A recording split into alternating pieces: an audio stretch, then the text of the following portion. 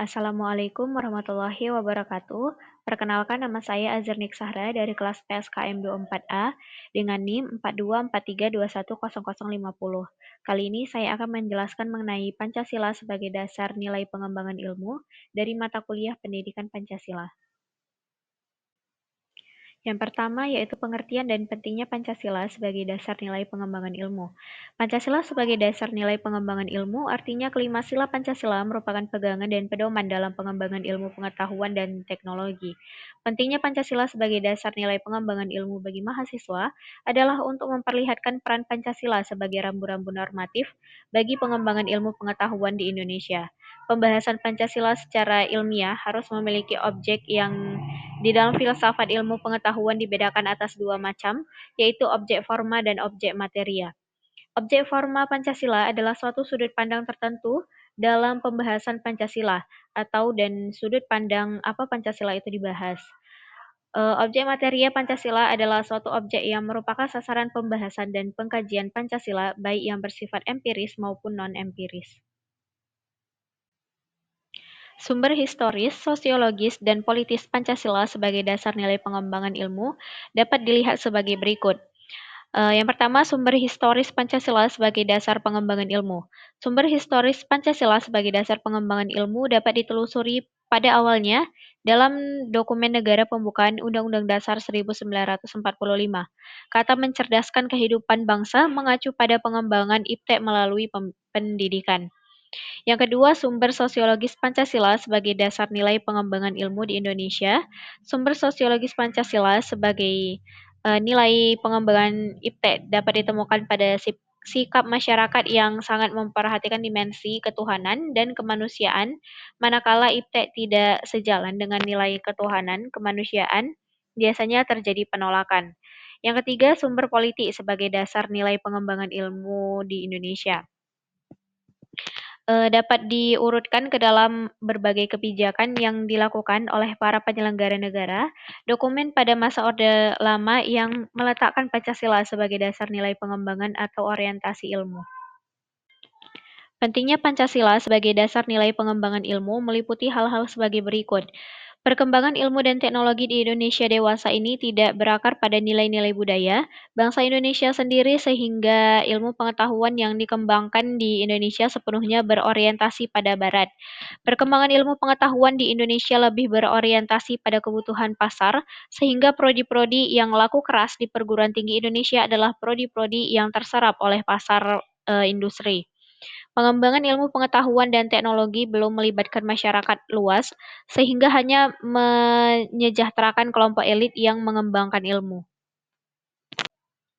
Selanjutnya ilmu dalam perspektif historis. Yang pertama, zaman pra-Yunani kuno. Zaman pra-Yunani kuno disebut juga zaman batu yang berkisar antara 4 juta tahun sampai 20.000 tahun. Pada zaman ini ditandai oleh kemampuan A. Know-how dalam kehidupan sehari-hari yang didasarkan pada pengalaman. B. Pengetahuan yang berdasarkan pengalaman itu diterima sebagai fakta dengan sikap receptive mind. Keterangan masih dihubungkan dengan kekuatan magis. C. Kemampuan menentukan abjad dan sistem bilangan alam sudah menampakkan perkembangan pemikiran manusia ke tingkat abstraksi. D. Kemampuan menulis, berhitung, menyusun kalender yang didasarkan atas sintesa terhadap hasil abstraksi yang dilakukan. E. Kemampuan meramalkan suatu peristiwa atau dasar peristiwa sebelum yang pernah terjadi. Kedua, zaman Yunani kuno. Yunani pada masa itu dianggap sebagai gudang ilmu dan filsafat karena bangsa Yunani pada masa itu tidak lagi mempercaya mitologi-mitologi. Yang ketiga, zaman abad pertengahan. Para ilmuwan pada masa ini hampir semua adalah para teolog, sehingga aktivitas ilmiah terkait dengan aktivitas keagamaan. Yang keempat, zaman Renaissance. Renaissance adalah zaman peralihan ketika kebudayaan abad pertengahan mulai berubah menjadi suatu kebudayaan modern. Ilmu pengetahuan yang berkembang maju pada masa ini adalah bidang astronomi. Yang kelima, zaman modern. Zaman modern ditandai dengan berbagai penemuan dalam bidang ilmiah. Perkembangan ilmu pengetahuan pada zaman modern sesungguhnya sudah dirintis sejak zaman Renaissance. Yang keenam ada zaman kontemporer. Fisikawan termasyhur abad ke-20 adalah Albert Einstein. Di samping teori mengenai fisika, teori alam semesta, dan lain-lain, maka zaman kontemporer ini ditandai dengan penemuan berbagai teknologi canggih. Adapun pengertian dan ciri-ciri ilmu, De Liangji 1987 memberikan pengertian ilmu adalah rangkaian aktivitas penelaah yang mencari penjelasan suatu metode untuk memperoleh pemahaman secara rasional empiris mengenai dunia ini dalam berbagai seginya, dan keseluruhan pengetahuan sistematis yang menjelaskan berbagai gejala yang ingin dimengerti manusia. Ilmu harus diusahakan dengan aktivitas manusia. Aktivitas itu harus dilaksanakan dengan metode tertentu, dan akhirnya aktivitas metodis itu mendatangkan pengetahuan yang sistematis. Menurut De Liangji, pengetahuan ilmiah mempunyai 5 ciri pokok. Yang pertama, empiris. Pengetahuan itu diperoleh berdasarkan pengamatan dan percobaan. Yang kedua, sistematis. Berbagai keterangan dan data yang tersusun sebagai kumpulan pengetahuan mempunyai hubungan ketergantungan dan teratur. Objektif, ilmu berarti pengetahuan bebas dari prasangka, perseorangan, dan kesukaan pribadi. Yang keempat, analitis. Pengetahuan ilmiah berusaha membeda-bedakan pokok soalnya ke dalam bagian-bagian yang terperinci untuk memahami berbagai sifat, hubungan, dan peranan dari bagian-bagian itu. Yang kelima yaitu verifikatif, dapat diperiksa kebenaran oleh siapapun juga. Lalu ada pilar-pilar penyangga bagi eksistensi ilmu. Kekuatan bangunan ilmu terletak pada sejumlah pilar-pilarnya, yaitu pilar ontologi, epistemologi, dan aksiologi. Ketiga pilar tersebut dinamakan pilar-pilar filosofis keilmuan, berfungsi sebagai penyangga, penguat, dan bersifat integratif, serta prequest, saling mempersyaratkan. Nah, yang pertama yaitu pilar ontologi. Dibagi menjadi dua, yaitu aspek kuantitas. Apakah yang ada itu tunggal, dua, atau dual, atau plural. Baru yang B, aspek kualitas atau mutu sifat. Bagaimana batasan, sifat, mutu dari suatu mekanisme, teleologisme, vitalisme, dan organisme. Lalu ada pilar epistemologi, dibagi menjadi 4, yaitu sarana legitimasi bagi ilmu atau menentukan keabsahan disiplin ilmu tertentu. Yang kedua, memberi kerangka acuan metodologis pengembangan ilmu. Yang ketiga, mengembangkan keterampilan proses. Yang keempat, mengembangkan daya kreatif inovatif.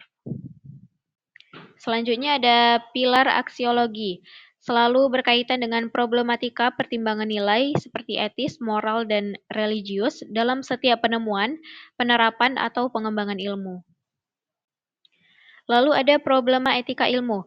Sesuai dengan pendapat Van Melsen 1985, bahwa perkembangan ilmu pengetahuan dan teknologi akan menghambat ataupun meningkatkan keberadaan manusia, tergantung pada manusianya itu sendiri. Karena ilmu pengetahuan dan teknologi dilakukan oleh manusia dan untuk kepentingan manusia dalam kebudayaannya. Ilmu bebas nilai atau tidak bebas nilai. Paling tidak ada 3 faktor sebagai indikator bahwa ilmu pengetahuan itu bebas nilai. Yang pertama, ilmu harus bebas dari pengandaian-pengandaian, yakni bebas dari pengaruh eksternal seperti faktor politis, ideologi, agama, budaya, dan unsur kemasyarakatan lainnya. Yang kedua, perlunya kebebasan usaha ilmiah agar otonomi ilmu pengetahuan terjamin. Kebebasan itu menyangkut kemungkinan yang tersedia dan penentuan diri. Yang ketiga, penelitian ilmiah tidak luput dari pertimbangan etis yang sering dituding menghambat kemajuan ilmu karena nilai etis itu sendiri bersifat universal. Selanjutnya, Pancasila sebagai dasar nilai dalam strategi pengembangan ilmu dan teknologi. Yang pertama, konsep Pancasila sebagai dasar nilai pengembangan ilmu. Pertama, bahwa setiap ilmu pengetahuan dan teknologi yang dikembangkan di Indonesia haruslah tidak bertentangan dengan nilai-nilai yang terkandung dalam Pancasila. Kedua, bahwa setiap iptek yang dikembangkan di Indonesia harus menyertakan nilai-nilai Pancasila sebagai faktor internal pengembangan iptek itu sendiri.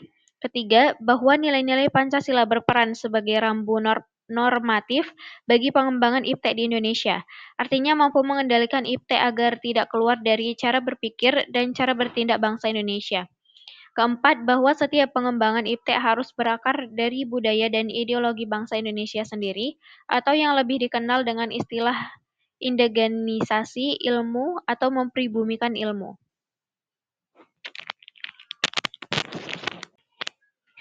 Dua, pentingnya Pancasila sebagai dasar pengembangan ilmu. Pertama, pluralitas nilai yang berkembang dalam kehidupan bangsa Indonesia dewasa ini, seiring dengan kemajuan IPTEK menimbulkan perubahan dalam cara pandang manusia tentang kehidupan. Kedua, dampak negatif yang ditimbulkan kemajuan IPTEK terhadap lingkungan hidup berada dalam titik hadir yang membahayakan eksistensi hidup manusia di masa yang akan datang.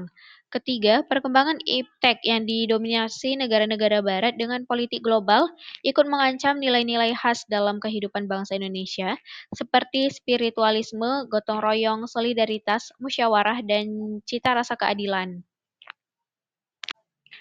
Yang ketiga, Pancasila sebagai sumber nilai kerangka berpikir, serta asas moralitas bagi pembangunan ilmu pengetahuan dan teknologi. Hal pertama yang terkait dengan kedudukan Pancasila sebagai landasan kebijakan pengembangan ilmu pengetahuan mencakup 5 hal sebagai berikut. Pertama, bahwa pengembangan ilmu pengetahuan harus menghormati keyakinan religius masyarakat karena dapat saja penemuan ilmu yang tidak sejalan dengan keyakinan religius, tetapi tidak harus dipertentangkan karena keduanya mempunyai logika sendiri. Kedua, ilmu pengetahuan ditujukan bagi pengembangan kemanusiaan dan dituntun oleh nilai-nilai etis yang berdasarkan kemanusiaan. Ketiga, IPTEK merupakan unsur yang menghomogenesikan budaya sehingga merupakan unsur yang mempersatukan dan memungkinkan komunikasi antar masyarakat. Membangun penguasaan IPTEK melalui sistem pendidikan merupakan sarana memperkokoh kesatuan dan membangun identitas nasional. Keempat, prinsip demokrasi akan menuntut bahwa penguasaan IPTEK harus merata ke sama masyarakat karena pendidikan merupakan tuntutan seluruh masyarakat. Kelima, kesenjangan dalam penguasaan IPTEK harus dipersempit terus-menerus sehingga semakin merata sebagai konsekuensi prinsip keadilan sosial. Hal kedua yang meletakkan Pancasila sebagai landasan etika pengembangan IPTEK dapat dirinci sebagai berikut. Satu, pengembangan IPTEK terlebih yang menyangkut manusia haruslah selalu menghormati martabat manusia, misalnya dalam rekayasa genetik. Yang kedua, IPTEK haruslah meningkatkan kualitas hidup manusia, baik sekarang maupun di masa depan. Yang ketiga, pengembangan IPTEK hendaknya membantu pemekaran komunitas manusia, baik lokal, nasional, maupun global. Yang keempat, IPTEK harus terbuka untuk masyarakat, lebih-lebih yang memiliki dampak langsung pada kondisi hidup masyarakat. Yang kelima, IPTEK hendaknya membantu penciptaan masyarakat yang semakin lebih adil. Selanjutnya, yang keempat itu esensi Pancasila sebagai dasar nilai pengembangan ilmu. Sila pertama, ketuhanan yang Maha Esa memberikan kesadaran bahwa manusia hidup di dunia ibarat sedang menempuh ujian dan hasil ujian akan menentukan kehidupannya yang abadi di akhirat nanti. Sila kedua, kemanusiaan yang adil dan beradab memberikan arahan baik bersifat universal maupun khas terhadap ilmuwan dan ahli teknik di Indonesia. Sila ketiga, Persatuan Indonesia memberikan landasan esensial bagi kelangsungan Negara Kesatuan Republik Indonesia atau NKRI. Untuk itu, ilmuwan dan ahli teknik Indonesia perlu menjunjung tinggi asas persatuan Indonesia ini dalam tugas-tugas profesionalnya.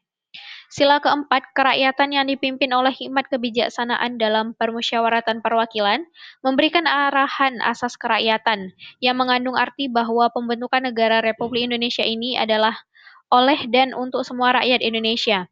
Sila kelima, keadilan sosial bagi seluruh rakyat Indonesia memberikan arahan agar selalu diusahakan tidak terjadinya jurang kesejahteraan di antara bangsa Indonesia. Lalu ada visi ilmu di Indonesia. Visi dan orientasi operasionalnya diletakkan pada dimensi sebagai berikut. Yang pertama yaitu teleologis, dalam arti bahwa ilmu pengetahuan hanya sekedar yang memang harus kita pergunakan untuk mencapai suatu tujuan, yaitu sebagaimana merupakan ideal kita untuk mewujudkan cita-cita sebagaimana dicantumkan dalam pembukaan Undang-Undang Dasar 1945. Yang kedua, etis, dalam arti bahwa ilmu pengetahuan harus kita operasionalisasikan untuk meningkatkan harkat dan martabat manusia. Manusia harus berada pada tempat yang sentral, Sifat etis ini menuntut penerapan ilmu pengetahuan secara bertanggung jawab. Yang ketiga, integral atau integratif, dalam arti bahwa penerapan ilmu pengetahuan untuk meningkatkan kualitas manusia, sekaligus juga diarahkan untuk meningkatkan kualitas struktur masyarakatnya. Sebab manusia selalu hidup dalam relasi baik dengan sesama maupun dengan masyarakat yang menjadi ajangnya. Peningkatan kualitas manusia harus terintegrasikan ke dalam masyarakat yang juga harus ditingkatkan kualitas strukturnya. Lalu ada sikap ilmuwan. Sikap ilmiah yang perlu dimiliki para ilmuwan menurut Abbas Hamani 1996 sedikitnya adalah sebagai berikut. Yang pertama, tidak ada rasa pamrih. Artinya suatu sikap yang diarahkan untuk mencapai pengetahuan ilmiah yang objektif dengan menghilangkan pamrih atau kesenangan pribadi. Yang kedua, bersifat selektif, yaitu suatu sikap yang tujuannya agar para ilmuwan mampu mengadakan pemilihan terhadap berbagai hal yang dihadapi. Misalnya hipotesis yang beragam, metodologi yang masing-masing menunjukkan kekuatannya, atau cara penyimpulan yang satu cukup berbeda walaupun masing-masing menunjukkan akurasinya. Yang ketiga, adanya rasa percaya yang layak baik terhadap kenyataan maupun terhadap alat-alat indera serta budi. Yang keempat, adanya sikap yang berdasar pada suatu kepercayaan dan dengan merasa pasti bahwa setiap pendapat itu teori yang terdahulu telah mencapai kepastian. Yang kelima, adanya suatu kegiatan rutin bahwa seorang ilmuwan harus selalu tidak puas terhadap penelitian yang telah dilakukan, sehingga selalu ada dorongan untuk riset, dan riset sebagai aktivitas yang menonjol dalam hidupnya. Sekian penjelasan saya tentang materi ini. Jika ada kesalahan kata maupun kekurangan kata, saya memohon maaf. Sekian, Assalamualaikum warahmatullahi wabarakatuh.